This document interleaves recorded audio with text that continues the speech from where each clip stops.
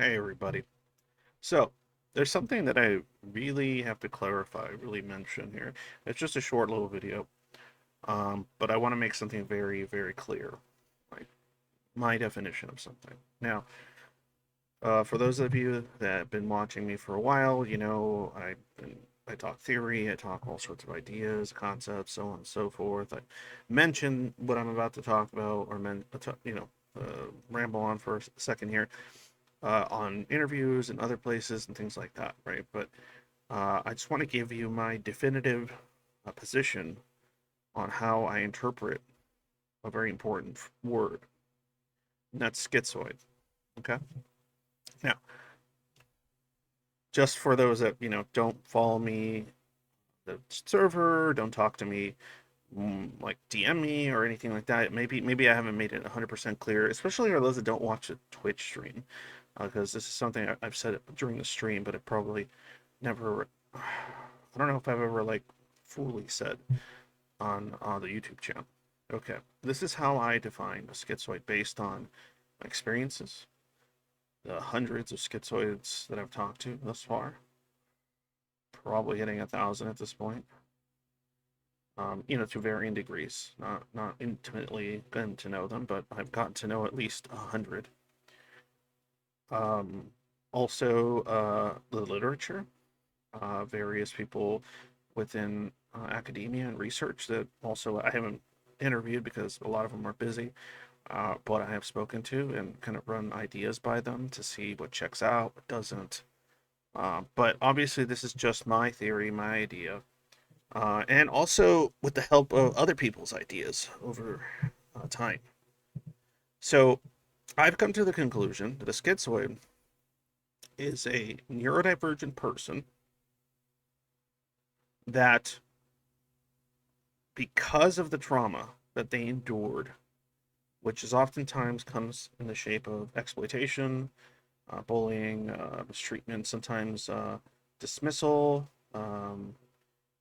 oftentimes neglect, and unfortunately, due to their kind of odd behavior as a child or their unusual behavior, oftentimes being fed or given um, advice and enforcement, social enforcement, that ultimately did far more damage to them than the parents or guardians of those people ever realized at the time or still do not realize, based on many of the stories I hear about grown neurodivergent people, and they get later diagnosed as schizoid.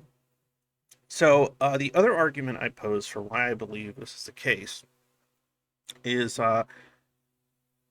because in previous literature, there's something that's always been referred to when it comes to someone that has schizoid PD, and that's that they have idiosyncratic thinking, and sometimes the phrase autistic thinking is used. Now, many of the people I've come across that have later been diagnosed with schizoid PD were also, well, maybe not misdiagnosed, but were also diagnosed as a child with everything ranging from ADHD to what is often referred to as high functioning autism, what was previously referred to as Asperger's. Now, what's interesting is a lot of their behavior gets chalked up to this kind of difference. Unfortunately, the people that possess the more autistic traits are usually diagnosed if taken somewhere, but any of the kids that might have shown signs of more schizo-spectrum dispositions, many of the times were diagnosed as ADHD. Not saying you can't be both, not saying that they weren't, but I consider the schizospectrum stuff and the ADHD stuff to be very different situations that can oftentimes coincide. Now, through trial and error, through adaptation, through basically overcoming to the best that they could and establishing defenses, uh, of living as a neurodivergent person in a some oftentimes inhospitable world, these defenses of isolation, disassociation from their own emotions, thoughts, feelings, a lack of sense when it comes to identity, and a variety of other factors are exactly what establishes these defenses.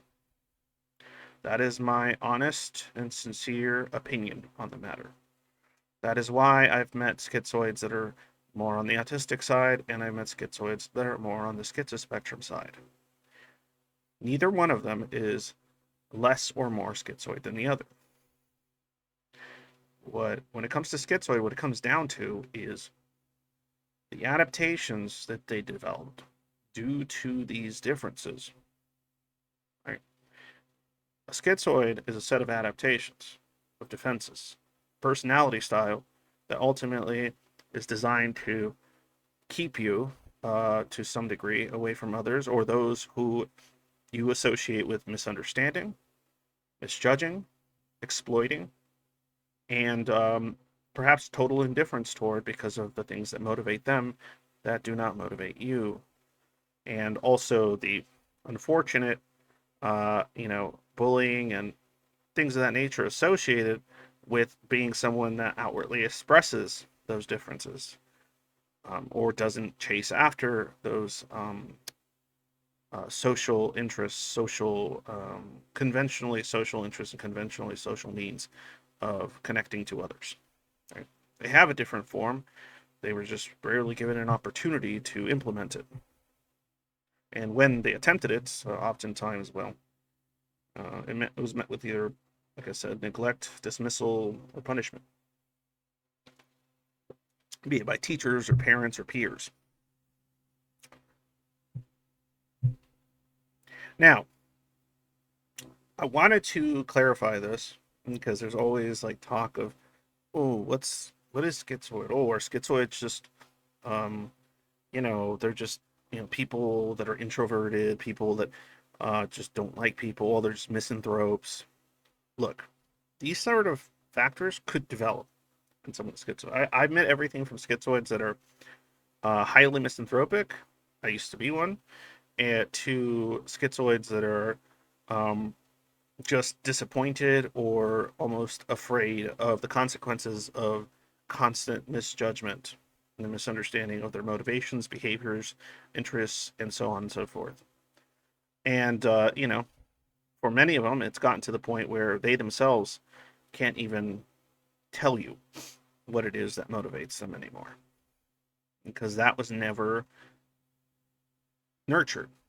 And a lack of nurturing of that identity or those interests and things that they would have been emotionally attached to leads to what I believe the high degree of disassociation from said things, which leads to the quote unquote empty core, as it's often referred to, which I disagree with the way it's worded, at least. Not necessarily the concept, but yes. In any case, yeah, I think that's it. I think I made it pretty clear. If you have any questions, you can leave a comment. If you're on the Discord, you can leave a comment in the channel commentary. And, if you have a question or anything like that, I'd be interested.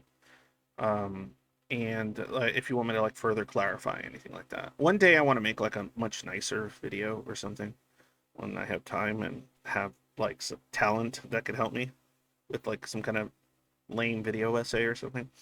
But it is something that I again I want to make very clear disclaimer. This is my opinion based on a variety of things I already mentioned. And it seems to be the case. It really does. And somebody might say, well, there's plenty of schizoids that aren't neurodivergent. I believe those are avoidants. I think that's one of the major differences that I think is not being uh, looked into. I think one of the major differences between an avoidant and a schizoid is that. I think it is very key because it comes down ultimately to why are they isolating? And the reason for the avoidant and the reason that the schizoid oftentimes explains, if you can get a schizoid to explain anything about their internal thoughts, is not fear of rejection.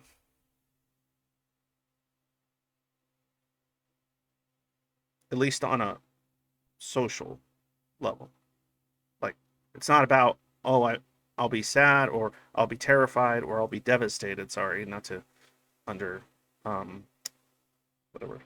Uh, I'll be devastated. I'll be destroyed if the people I like don't like me, or I am not liked by others. I will be unsafe in that sense.